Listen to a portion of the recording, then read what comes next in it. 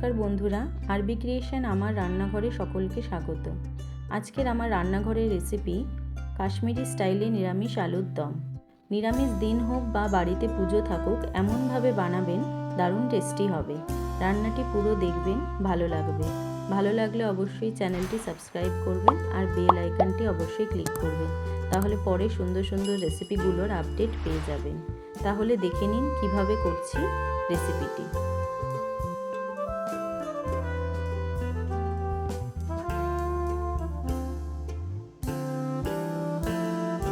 সাদা তেল নিয়ে নিলাম, তাতে দিয়ে দিচ্ছি গোটা জিরে, কাঁচা লঙ্কা কুচি আর 1 চামচ বেসন।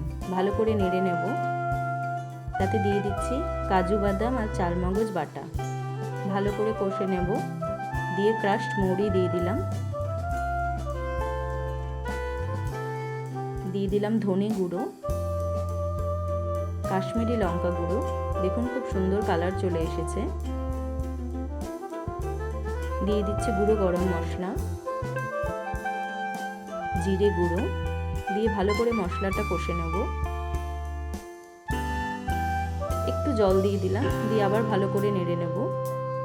দিয়ে দিলাম হলুদ গুঁড়ো, কসৌরি মেথি।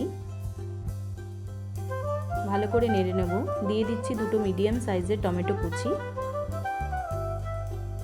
আর একটু সামান্য নুন।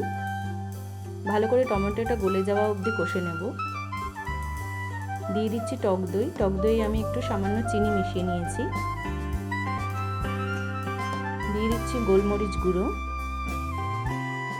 পরিমাণ মতো নুন। ভালো করে মশলাটা কষে নেব। দেখুন খুব সুন্দর তেল ছেড়ে দিয়েছে। এবার একটু জল দিয়ে দেব। সেদ্ধ করা টুকরো আলুগুলো এতে দিয়ে দেব। আপনারা চাইলে ছোট ছোট গোটা আলুরও করতে পারেন। ভালো করে আলুর সাথে মশলাটা মিশিয়ে নেব।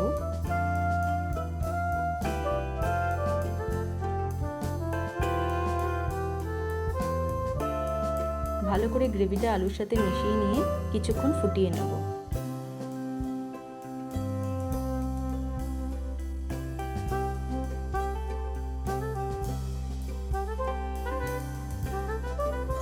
দেখুন খুব সুন্দর দেখতে হয়েছে।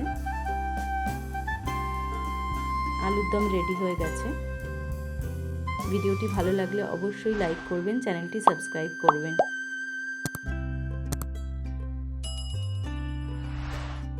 নমস্কার বন্ধুরা, তাহলে দেখা হবে আবার সুন্দর কোনো রেসিপির সাথে।